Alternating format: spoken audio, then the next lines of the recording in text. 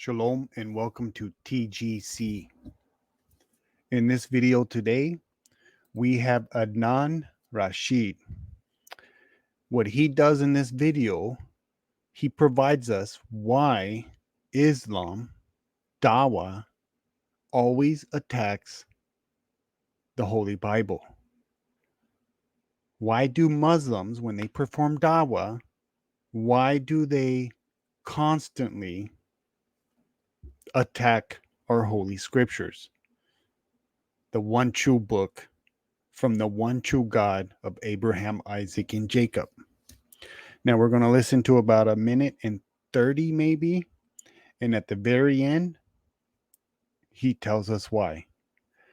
And I'm playing about a minute and a half because I want to establish what led up to it and what made him say it. I always say if we listen to their dialogue, we listen to what they say, they always expose themselves. And afterwards, we will talk about it a bit. Yeah.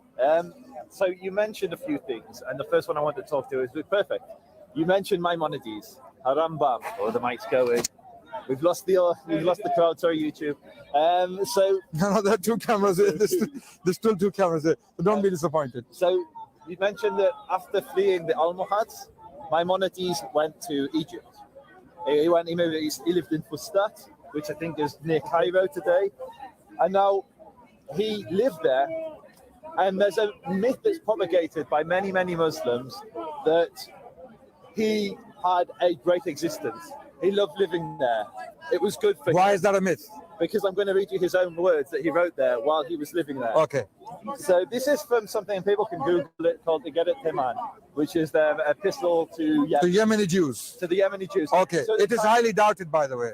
No, it's not. Actually, the content of the letter is myth. It is not confirmed whether this letter can be traced back to Maimonides. We will discuss that. We'll come back to that. So before you use a source against me, please ensure that the source is actually authentic. What we do know. Okay, what were your sources for Hastei Shaprut? What was your sources for Shmuel Hanagid? What was your sources for all of them? Jewish writings as well as Muslim writings. No. Jewish as well as Muslim writings. Which Jewish writings? With Jewish writings? No, which ones? I have read a book titled The History of the Sephardic and Mizrahi Jewry. The author's name is Zion Zohar, Jewish author who has written the history of the Sephardic and Mizrahi Jewry. The name of the book is The History of the Sephardic and Mizrahi Jewry. Zion Zohar is the author. Then Bernard Lewis, also a Jewish historian, right?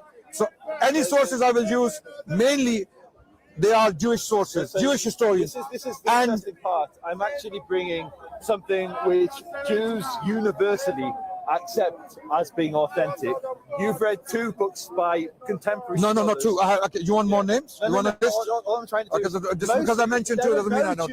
There are very few religious Jews that doubt the authenticity of the Agera. You're saying otherwise, and that's fine because you've read a book, and that's fine. I read a couple of books, or a few books, but I'm going to read what Maimonides actually says in his words. Okay. Now you can cast doubt on that, just like we don't know. Maimonides actually said that.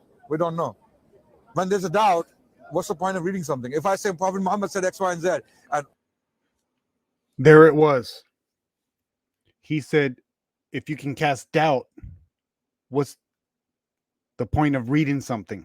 So when Muslims attack our holy scriptures, and when they prey on untaught Christians, visitors at the park, they cast doubt. That is their goal.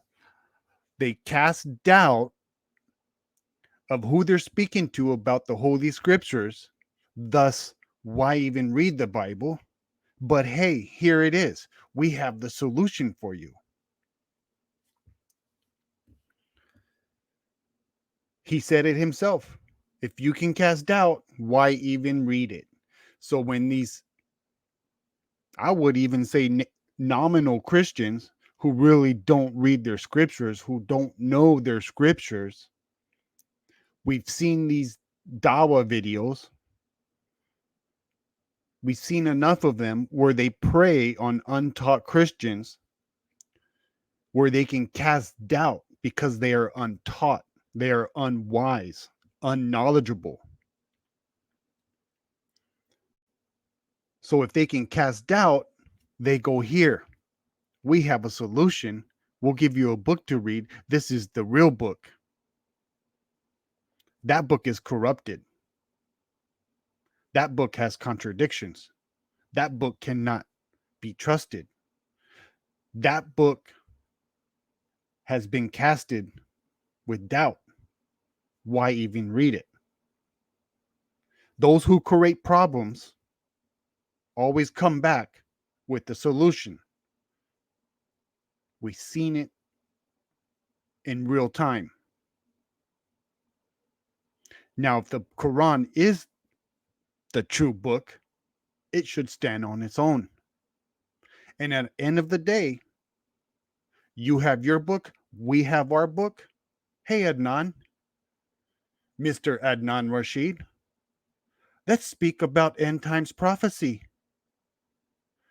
Let's put your book, if you have such faith in your book, put it against our book, and let's talk end times prophecy. And at the end of the day, the viewers can decide for themselves. Is not end times prophecy, the last hour, the last day, one of the pillars of Islam? Why not speak about that pillar of Islam? Perfect time for Dawah, right? Get it out to the masses. Put it on YouTube. Live stream it. Live audience. Let's speak about end times prophecy. Let's speak about that pillar of Islam. Let's see where the doubt lies. The original is always the truth. Those that try to copy it, corrupt it. The Quran is the corruption of the Holy Bible. So the offer is out there. But we know we won't hear from them. But now we know why they try to cast doubt on biblical scriptures. Because they believe that if you can cast doubt on something, why even read it? And just so happens they have the counterfeit. They want people to believe that the counterfeit is the truth. Islam, the Quran, is the corruption of the Holy Bible, of the one true God of Abraham, Isaac, and Jacob. Islam is the ultimate replacement theology.